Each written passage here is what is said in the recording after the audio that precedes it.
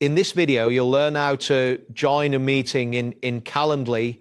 By following these instructions, you will be able to access your scheduled meetings quickly and efficiently. Begin by opening your email inbox. Ensure you are logged into the email account that you used to schedule the meeting.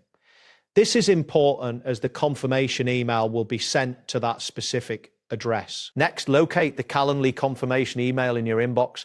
You can identify by looking for the sender's name or the subject line that typically includes the meeting details. If you have many emails, using the search function may help you find it faster. Once you have found the email, open it to reveal the meeting details. Inside this email, you will see a meeting link. This link is crucial for joining your scheduled meeting, so make sure to click on it. After clicking the link, it may redirect you to a meeting platform such as Zoom, Google Meet, Microsoft Teams, or it might provide phone call details or information about a physical location. Pay attention to any prompts or instructions that appear after clicking the link. At the scheduled time of the meeting, you will need to click Join Meeting on the platform that opened.